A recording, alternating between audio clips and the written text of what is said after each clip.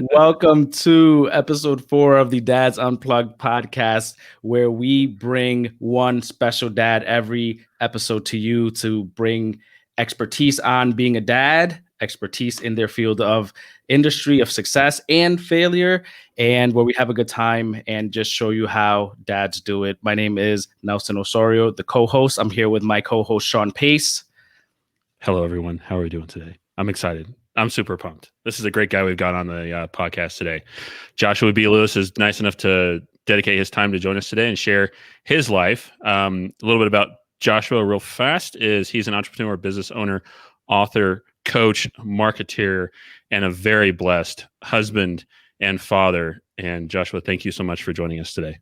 Sean, happy to be here. And I'm glad that you didn't read the entire bio. I was like, is he going to read all 4 paragraphs? I was sometimes my team sends that out. I'm like, okay, we're here for the first 10 minutes just going through a bio. No, good job. The worst part is you read the whole bio, set the bar way too high. And then during the conversation, people are like, did he really accomplish all that? It's okay. My wife asks me that all the time. When we first met, believe me, it was one of those things. And she's like, I don't believe this guy. We met at a bar. So like, I was out there going through, and next day she's like, okay, I Googled you. You weren't lying. I'm like, I didn't think so, but thanks. I didn't, it was my second rodeo too. As I mentioned to you guys before, I had been married for almost 10 years and then got divorced. So when I got back in the dating game, so to speak, I didn't know of all these cool new tools and all the, how everyone looked you up. Yeah, so it was a whole new game for me. Yeah, it's definitely different. I was out there too. Dating someone right now, and she's pretty awesome. But it's when I first got back out after 16 years, it was, oh, wow. There's all this technology now. That's part of the dating plan. What can you share with us that, as you just mentioned, you're a blended family. So what to you, Joshua, sticks out the most as you've gone down this path, and we can share with those that are experiencing this themselves right now? Yeah, man. I mean, look, here's some of the things. Can I give you a background on how I got here, right? Please. I kind of blessed and cursed to be able to start one of my early companies in 2002 with a client that most people forgot about, MySpace. Used to be able to run and manage all their traffic. They were one of my clients, which was crazy. And it allowed me to be able to build a lot of different companies. But, as guys growing up, we're told to focus on, build your wealth, start strong, never show weakness. And I had done that, and I built multiple different companies. And at a certain point, man, when I had my son at 11, he's 11 right now. So it was 11 years ago. I moved from my office downtown Austin, where I'm here in Austin, Texas, to my house. And I always wanted my doors to be open, right? I wanted to be able to work at home. I wanted to be that present father. Kind of wanted to be different. I wanted to start changing how I was. And there was a certain time in my life that, even as a baby, I wanted him to hear everything I said. If I couldn't say it in front of him, shouldn't say it at all.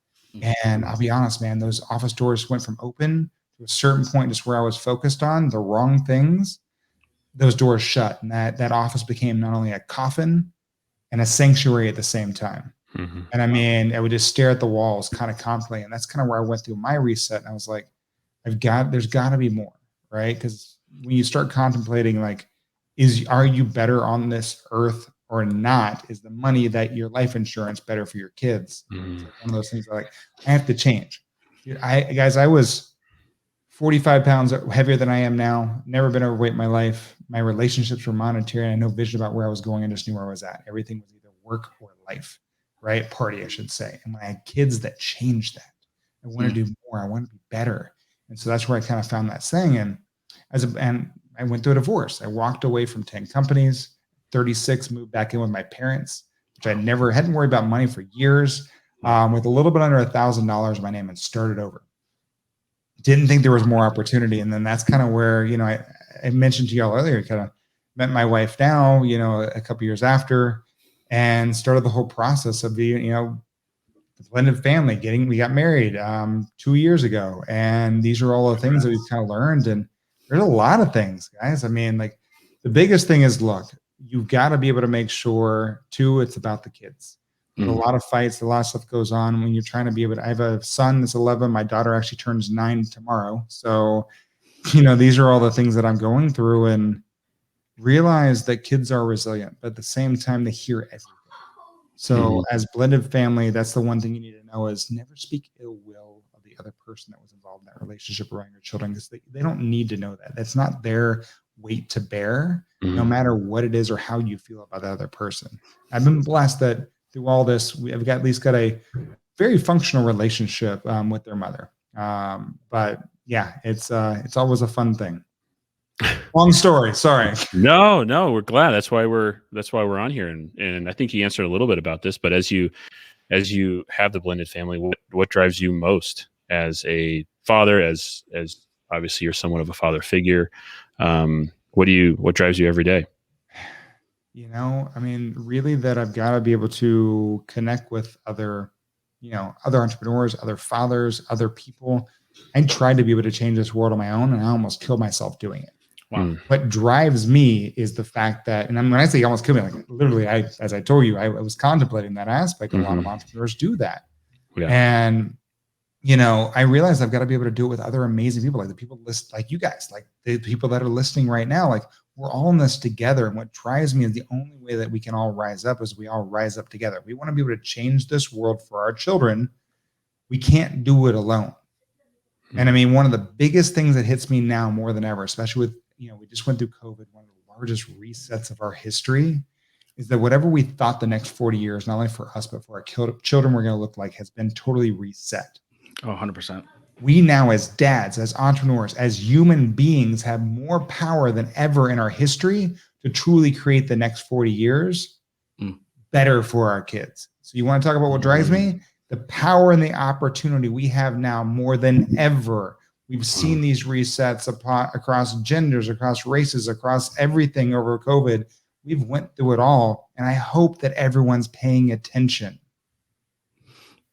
That's Joshua, it. let me ask you this, because you went into entrepreneurship early on with your son. My son is 10. So as soon as you said 11, I'm like, all right, we're at least age-wise kind of in that same place. He's a baseball kid. I'm one of the assistant coaches on the team. So I'm out there, right? Like really involved.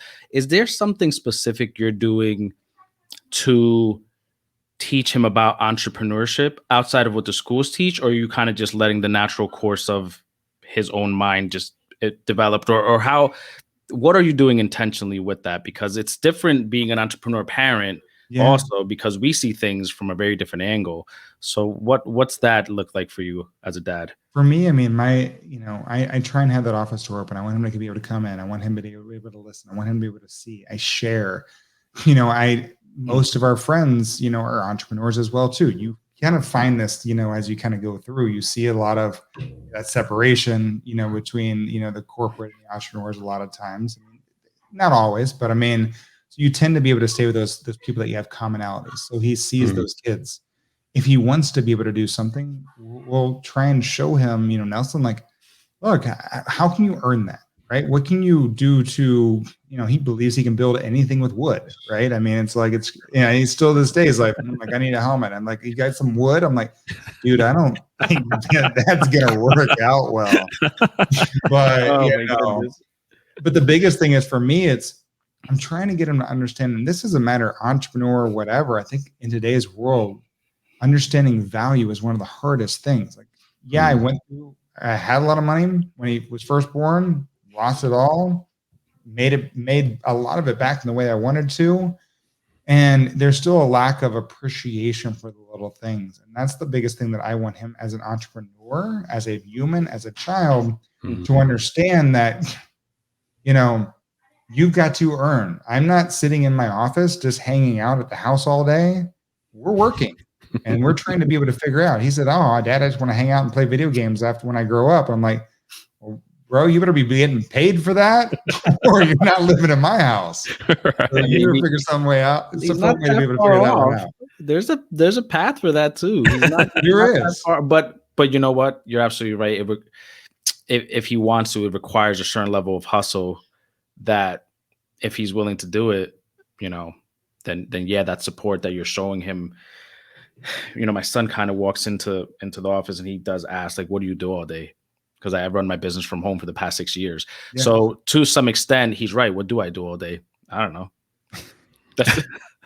Okay. When I figure it out. Oh, well, before my kids think the same thing, I've been working from home for 11 years, almost 12 now, with different companies, and they know I'm working because I'm always on the phone most of the time. My daughter, she's 16, almost 17, and my son's 18. She'll come out and she goes, "Aw, nobody talked to you again. You just left another voicemail message." And she thinks that's what I do all day long is leave messages. These are the things, like, as we talked about earlier, like, kids pay attention to these things. Yeah. No matter what the age, at a very young age, we're learning.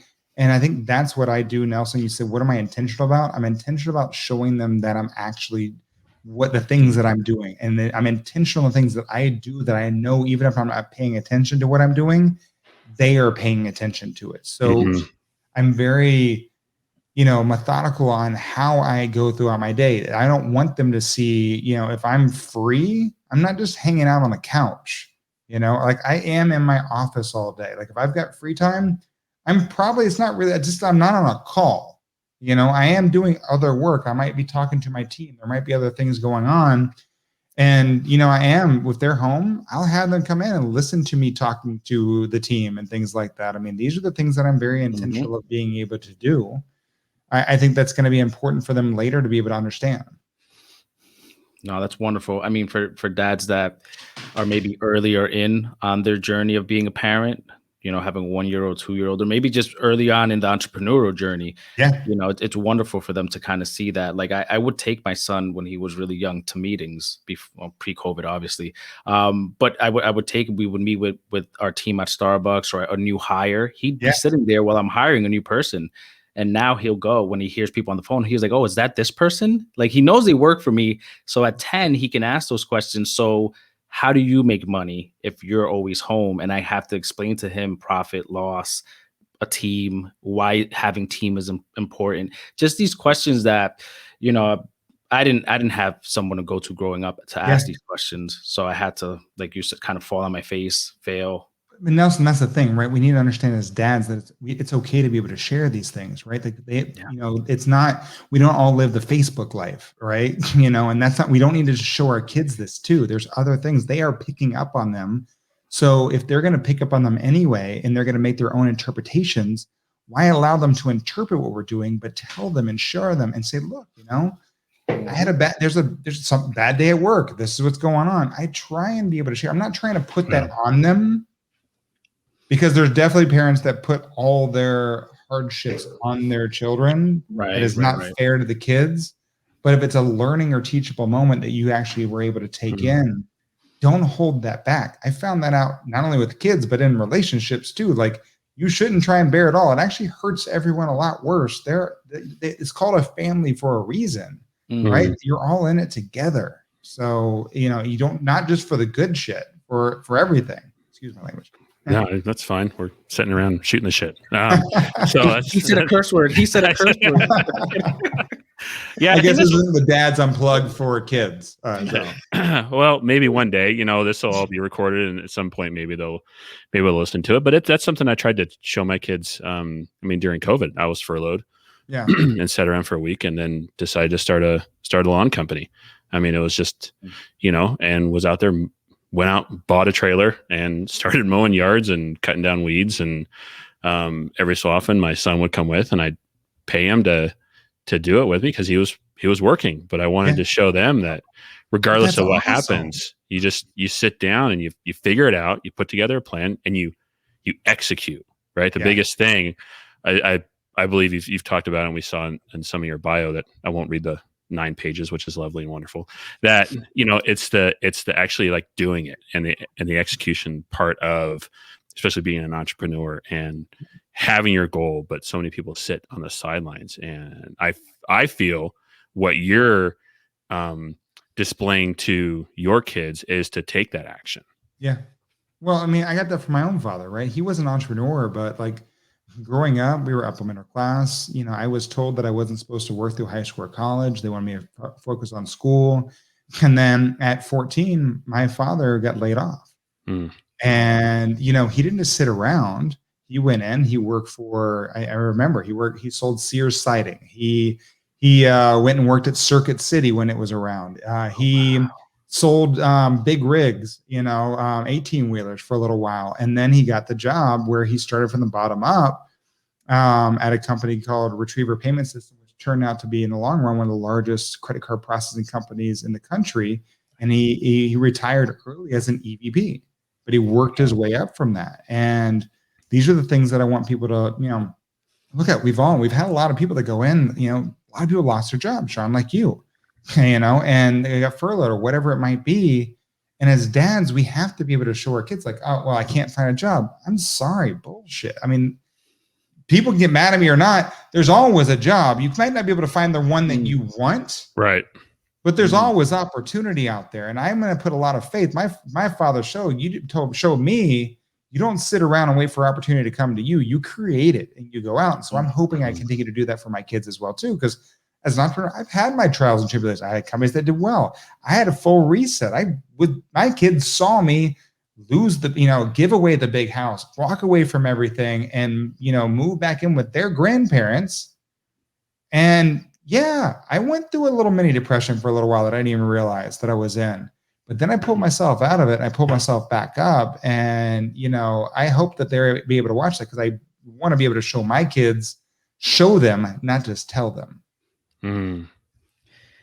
I like that you keep pointing that out, because you're right. Kids listen, but I feel like kids are watching, and even if they're not saying things, they're watching that action or inaction.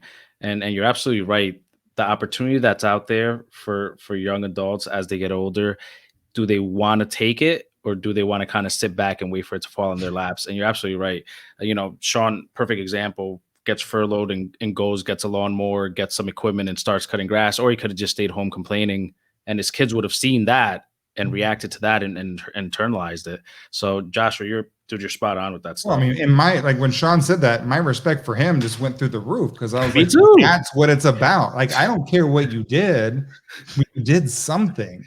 And that's what people didn't understand. And like, you've got to be able to take it on it's not anyone else's responsibility of your own. And I mean, as parents, as dads, we need to be able to take on that role. We chose that, well, most of us chose it in some form. As dads were like, well, yeah. Well, we won't talk about that. That's a whole nother conversation. So I know it's not the reason you're on here, but we wanted to at least showcase a little bit about the book you wrote. So would you be willing to share with everyone just a quick little synopsis of what drove you to write it? The balance is bullshit, and what you hope people get out of it when they read it. Look, guys, this is kind of where I started from. Right, it was like, I went through this whole piece. I told you all a little bit about earlier, right? I mean, I was building these companies. I was was holding all this weight on my own shoulders, and it took me really off of who I was, even though I told myself I was going through this whole stuff. And I wanted to be able to kind of share the real behind everything. And that's kind of where that book came from. Because so many hear this, oh, you got to be able to have this work-life balance. Man, that's bullshit, because I'm sorry, but there is no balance in life. If I'm standing on, fair example is if I'm standing with two legs on the ground and Sean, you're over there standing on one leg, I guarantee you I'm going to be integrated into the ground a hell of a lot longer than you are on your one leg. So, that just kind of shows, where we're going. I look at balance and like work life. I don't have a work life and I don't have a personal life. If I did, it's like having two different personalities. I'd be locked up in an insane asylum. I have one life and I have to live it that way. And that's integrating the pieces that make me strong and allow me to be able to do what I need to do each and every day. So that's kind of where I looked at what are the pillars of my life that are going to give me strength, that are going to give me the fire to be able to keep on going. And that's what I want to integrate. So that's what the book's about. I shared some of the stuff where, look, I made a lot of mistakes throughout my life. And I wanted to be able to kind of go through and say, look, this is where I messed up. You're not alone. We all make mistakes. No one's perfect. We're all imperfectly perfect. And that's okay too. And I felt so alone during those times. I didn't want anyone else to do that. I want them to know that, like, look, we all kind of come across these things as entrepreneurs, as fathers, as everything going, am I the only one doing this? Am I doing it wrong? No. no one knows what's right or wrong. I mean, I'm sure a lot of the things that I look back to my parents, right? And my mom's like, oh yeah, remember we used to put you in just the backpack on the motorcycle. We go driving down the street. I'm like, yeah. Backpack? What? You guys are hippies. So, it was, oh my goodness. I just remember some of these things. So like, look, I turned out okay. So, it's going to be all right. But that's what the book's about, man. It's like how to successfully integrate the aspects of your work and your life together to live that one life, like from being an entrepreneur to being a parent, because these are things that I wanted to be able to do better. And we talked about inspired my son. He's like, Dad, he's like, I know what that word is on your book. I'm like, I know you do. But two, he's like, I want to write a book. I'm like, cool. So we've been working for a little while I'm like, well, you can't write balance is bullshit. So that's not going to be a good kid's book. It's not going to be on the shelves very long. So it's like, how about we came with like balance is silly, because it's the same things that I understood as an adult. Look, these are the same things I need to understand. Health is important. You can't do everything you need to do with being unhealthy. Two, you need relationships, right? Friends, family, other entrepreneurs. Like you can't do it alone. Right. You have to be able to know where you're going, not just understanding where you're at. So these are all different pieces for you if you want to be successful at school rather than work, right? So you need those first three: relationships, understand your health and being able to understand where you're going, which is knowledge, to be successful at school and go where your life is. Same thing as adults. So that's kind of where I look at it. So it's kind of a fun thing I'm working on right now. That's pretty cool. Joshua, that's awesome. The fact that you said your kid was interested in writing a book and you're already going in that direction, that's some inspiring stuff, man. I need to go rethink my parenting style. My kid says I want to write a book. I'm like, go read a book first. No, I'm kidding. Hey, it's okay. Believe me, it's not like everything. Like, look, he told me this 3 years ago. We're still working on it. So that's wonderful. Yeah. Though.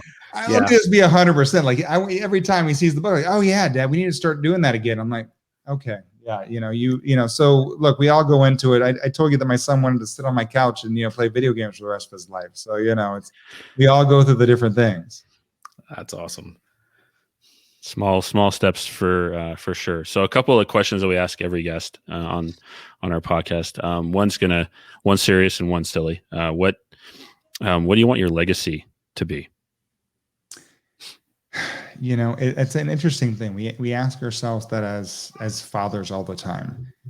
And, mine's changed from different points where I was like, I wanted my legacy to be that I'm leaving the company I'm building to my child. I'm leaving, whatever I've built, right? But that's not what I want my legacy to build. I don't want to build something that's a legacy. I want to be able to understand the ripple effect that with what I've built, that's what I want my legacy to be. So, I work with different companies when I started off monetizing the world, right? I had clients like MySpace as, back in the day. It's crazy to think that like I helped design some of the first social media ads out there with MySpace and like that people use today. It's crazy to think about those things, but also that's created a lot of spam, a lot of bad sales. And I want to make sure that I kind of go through and do something better than that. So my legacy now is to humanize the way people are online, right? I want to be able to humanize that brand. I want to remind people, my legacy is to remind people that there is no B2B or B2C. There's only H to H, human to human. Every company is run by another human being. Most marketers have forgotten that. And if I can be able to do that, if I can be able to bring more consciousness and more, treating people with the same respect online that you give offline, that will be a legacy that I will be very proud of, that my kids will be able to go and go, yeah, my dad helped, people remind people there's not just, there's another human being on the other side of that screen. Wow. I like it. I like it a lot. So that's awesome. Yeah. So my silly question is going to be, what's your the best, as you're smiling already, what's your best dad joke? Best dad joke. Yeah. And I try and look at it. These days, it seems like everything out of my mouth is the best dad joke. I'll go through, as I told y'all, I am on a second marriage. My wife's a few years younger than me. And so there is that generational gap, and I'll say something just like, no, that's It's not a thing. I'm going to try and find whatever word I think is cool right now. It's like, you get the whole, every time she's like, God, you're such a dad. And I'm like, yeah, is that a bad thing? I know, that is my title. That's on my resume at this point. So. I'm like, wait a minute. I don't know if you're cutting me down because you don't, or you just feel like you're just telling me what I already know. Maybe the whole conversation we're having right now is a freaking dad's joke. Let's just be honest. Pretty much. If someone else listens to it, they'll be like, God, these are dads. Yeah. I said the word dope the other day, and my daughter's like, no. Please don't. I'm trying to stay cool. I'm trying to stay relevant. It's just with those things. I've given up at a point. It's like, look, my biggest dad joke is probably that I still love '90s music. I mean, it's just like so good. I don't listen to half the new things, and every time we get on, my wife's like, "Oh, so should we change it to '90s on 9?" I'm like, "Yeah, of course. Why would we listen to anything else?" Yeah, that I can completely relate. So that's where I'm at, guys. And these are those pieces. But I mean, this is why I get on these things, man. I mean, I love what you guys are doing. I mean, I want to be able to support, podcasts like this, guys like you, because it's just being real, it's being raw, it's being honest. And we need more of that in today's world, because look, in the long run, no one's going to get what we're going through like another dad. 100%. Bottom line, period. 100%. Yeah. Look, we always let everyone know, just as you're going through the next couple months of your life, if something happens that you're like, you know what, I want to share with some other dads, a great moment, a breakthrough in your relationship with your kids or with your spouse, or just something that's going downhill pretty quick, and you're like, you know what, I want to prevent another dad from going down this path, feel free to reach back out. We'd love to have you, kind of have that follow-up where people can kind of follow your journey a little bit and just feel really invested in learning from you and things like that. Likewise, man. I mean, same thing. Anyone listening, you guys as well. I mean, like, I want people to reach out, like, always be able to share, because we need those kind of resources to be able to kind of reach out. And sometimes as men, we need someone to say, hey, you can, right? You can reach out. It's not going to, it'll actually hurt my feelings more if you didn't reach out. So, Yeah. I see, Sean, call me, bro. He's like, yeah, I call you every day. Do I have to call you more than once a day now? We talk a lot, an awful lot. We do. And I like to ask a would you rather question, Joshua and Sean. But when I ask the question, I want real honest answer. And I do kind of expect you to back it up a little bit. It can't just be like, this is my answer with no. So okay, fair enough. My son likes to play. Challenge accepted. Oh, wait, that's a dad's joke. I shouldn't say that either. Oh my God. This is not a hard one, but I do want some backing to your response. It's would you rather, and I'll put it up here for you. Would you rather whisper all the time or yell all the time? No middle ground. Think about it and really back this up, though. Don't just pick one. Me personally, I mean, if I have to choose, it's like one of these, right? No choice. I'd rather be able to whisper, just because the fact that means I don't. As a father, we kind of go through, and no matter where we put ourselves, it always seems like we're told to, oh, you either yell too much, you become that. But when we're needed, all of a sudden there always needs to be a hammer, so to speak, and we're always asked to be that hammer, even though when we're not asked, we're told not to be. And it's like, okay, going back and forth. I would love not to yell. I don't want to. It's exhausting. It gives me a headache, and if I've got to be able to do that, I'd rather my kids, my family, my friends lean in and want to hear what I have to say. If I have to be able to yell to get someone's attention, that means I have to get their attention. I don't have it naturally.